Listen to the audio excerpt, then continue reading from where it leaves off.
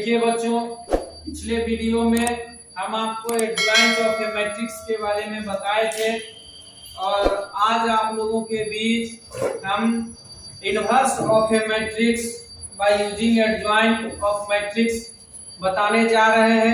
एक वीडियो शुरू से अंत तक देखिए और अच्छा लगे तो सब्सक्राइब कीजिए। देखिए, सबसे पहले जिस वर्ग आप view A11, A12, A13, A21, A22, A23, A31, A32, A33 इस वर्ग आव्यूह के सारणिक है ना, इस वर्ग आव्यूह के सारणिक को निकालते हैं। 13, A21, A22, A23, A31, A32, A33 और यदि सारणिक का मान 0 के बराबर नहीं, इस वर्ग आव्यूह के सारणिक का मान 0 के बराबर नहीं हो, तभी A इनवर्स संभव होता है। तभी A इनवर्स संभव होता है और A इनवर्स का फॉर्मूला होता है एडजॉइंट A बटा डिटर्मिनेंट A। ठीक है, तो देखिए यानी क्या हो जाएगा 1 बटा डिटर्मिनेंट A। एडजॉइंट A के लिए कल आपको बता चुके हैं C11, C12, C13, C21, C22, C23, C31, C32, C33। यह जो है इस सारणिक के प्रत्येक अवयव का क्या निकालते हैं, सहखंड निकालते हैं और उसी सहखंड से एक अवयव बनाते हैं और उसी के परिवर्त को हम लोग एडजॉइंट ऑफ A कहते हैं। यानी इसका मान हो जाएगा 1 बाय डिटर्मिनेंट A। ये जो रो है वो कॉलम बन जाएगा C12, C13, C21, C22, C23, C31, C32, C33। यही हमारा है A इनवर्स का मान। ये किसका मान निकला? A इनवर्स का मान आप लोगों के बीच में तो कुछ उदाहरण देकर के सवाल आप लोगों को बताएंगे। जो उदाहरण जब आप समझ जाइएगा तब A इनवर्स आप एक नहीं, एक क्या 5-10 सवाल आप आसानी से इनवर्स का बना सकते हैं। और यह जो A इनवर्स है इसके सहारे फिर हम 3-4 वाले रैखिक समीकरण का हल भी निकाल के आपको दिखाएंगे। इसलिए यह बहुत इंपॉर्टेंट चैप्टर है और इससे आपको परीक्षा में लॉन्ग क्वेश्चन अराइज होता है। थोड़ा सा ध्यान से देखिए, एक छोटा सा उदाहरण हम आपको देना चाहते हैं। एक A बराबर है 1, 2, 3, 4। ये हमारा 2 बाय 2 कोटि का आव्यूह। ठीक है, तो इसका हमको इनवर्स निकालें तो A इनवर्स का मान निकालें। देखिए बहुत आसान है, पहले 2 बाय 2 कोटि का समझ जाइए, फिर हम 3 बाय 3 कोटि पर भी लेके चले। सबसे पहले हम इस सारणिक का मान चेक करते हैं। सारणिक का मान 1, 2, 3, 4। यह सारणिक का मान हो जाएगा 1 गुना 4 माइनस 3 गुना 2 यानी 4 माइनस 6 यानी -2, जो कि 0 के बराबर नहीं। आपको अभी ना लिखे हैं, यदि डिटर्मिनेंट A का मान 0 के बराबर नहीं तभी A इनवर्स संभव है, यानी A इनवर्स संभव है।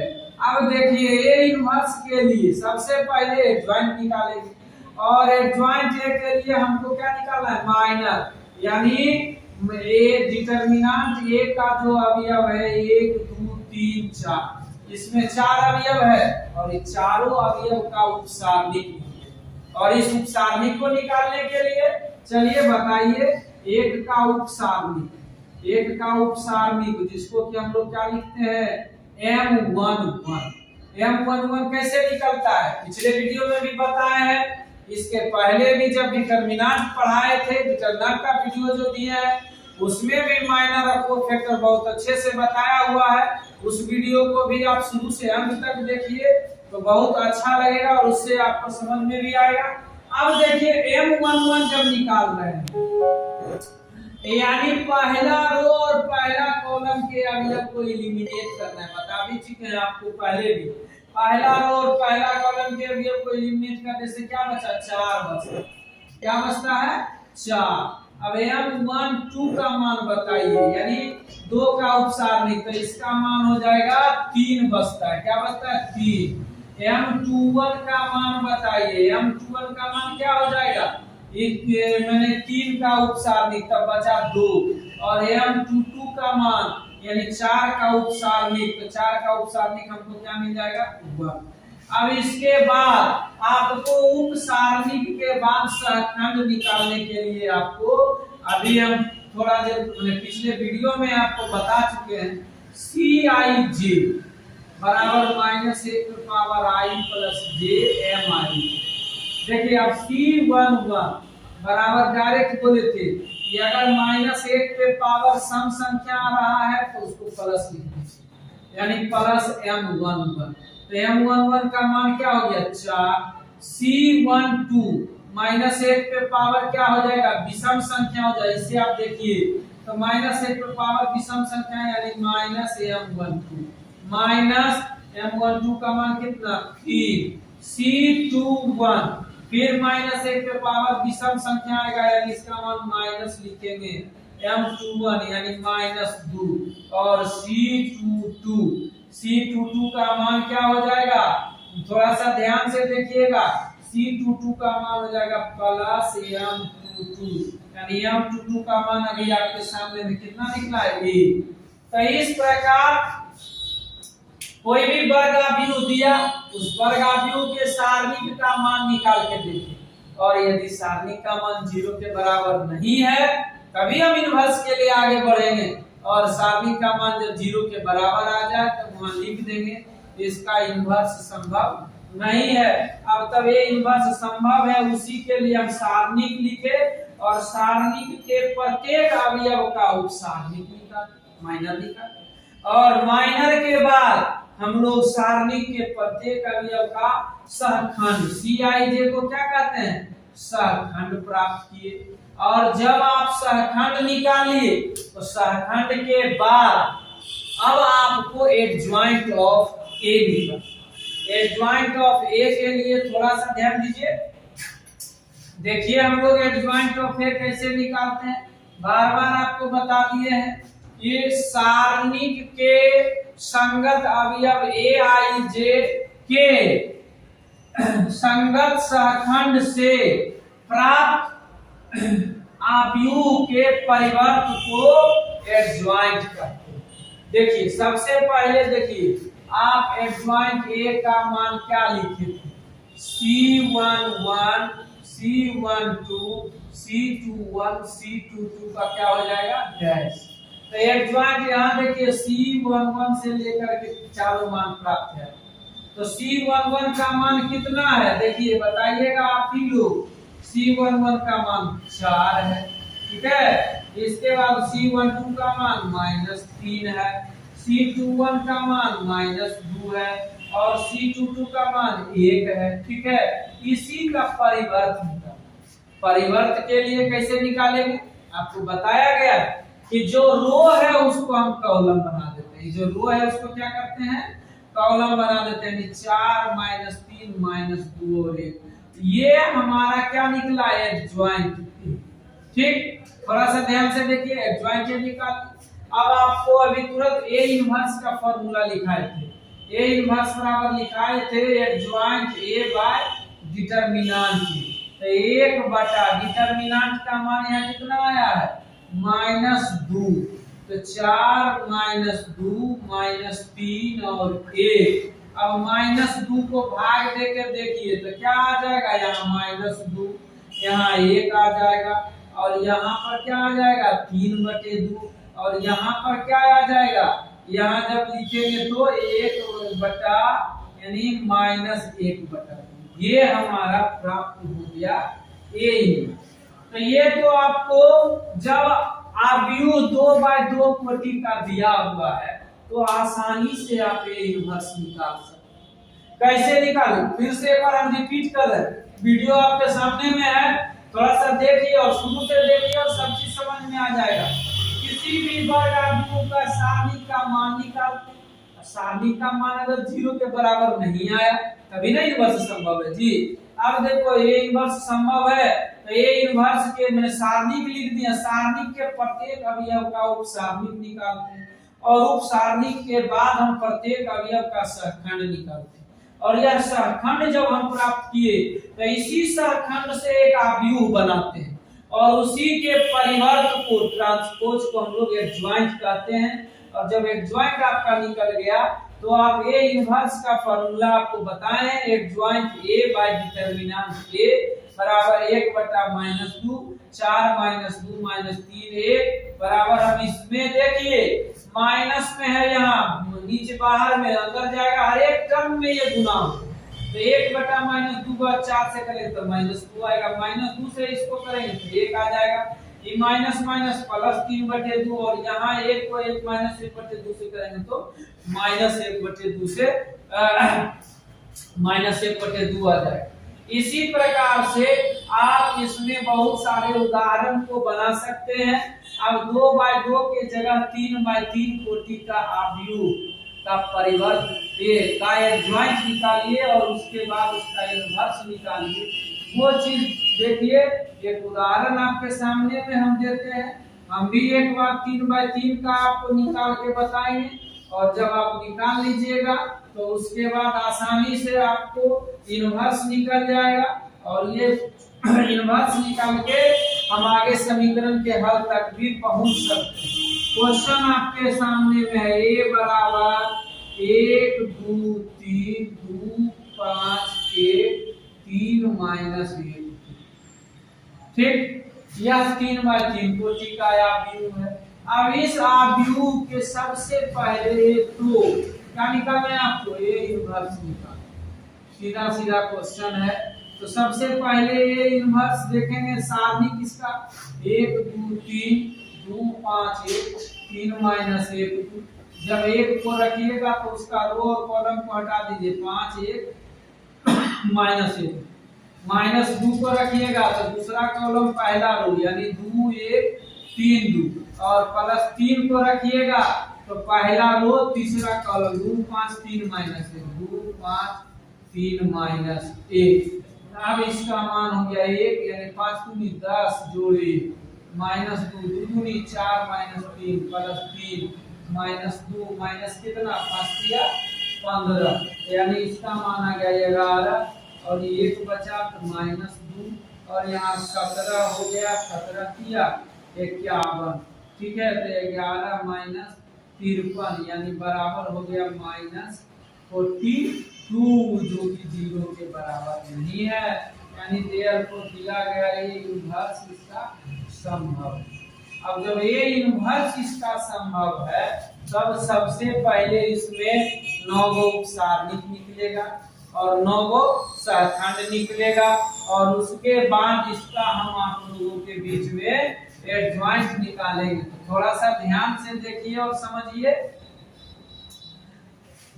हमारे वीडियो को सब्सक्राइब कीजिए, अगर अच्छा लगे तो चैनल से जुड़े रहिए, आपको बहुत काम देगा। घर बैठे अब सब चीज आप सीख सकते हैं और वो भी आसानी से।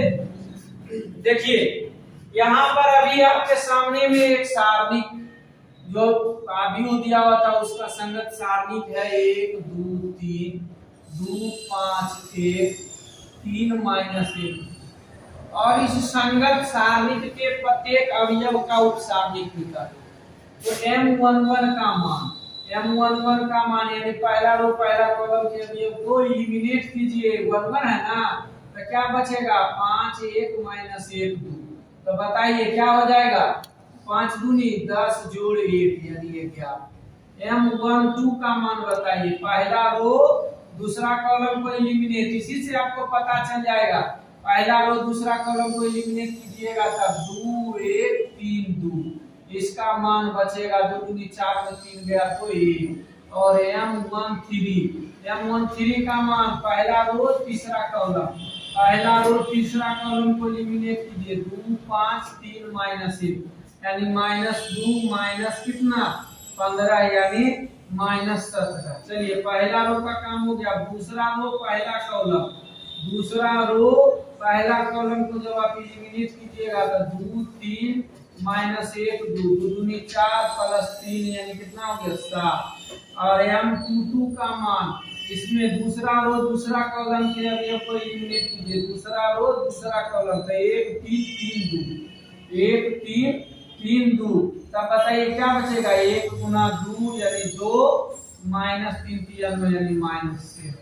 और बोलो जी M23 का मान M23 मतलब हो गया क्या M23 का अर्थ हुआ दूसरा रो और तीसरा कॉलम के अवयव को हटा के देखो देखो कि फिर क्या है। दूसरा रो तीसरा कॉलम के अवयव को हटाएंगे तो 1 2 3 माइनस 1 बचता है माइनस 1 माइनस 6 यानी माइनस 7।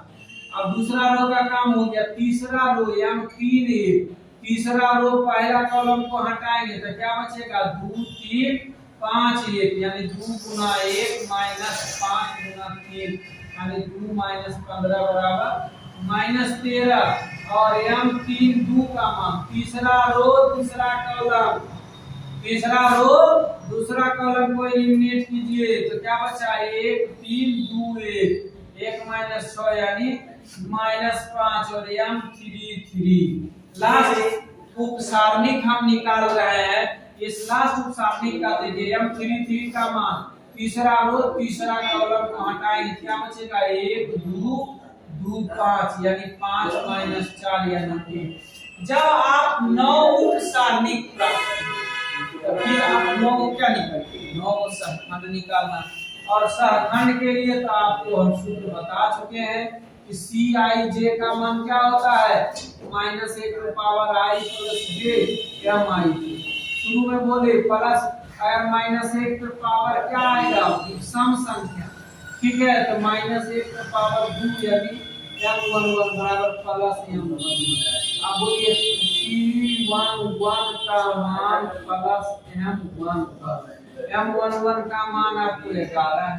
C12 का मान माइनस M12 C12 का मान M12 का मान कितना है 1 है तो इसका मान हो गया माइनस 1।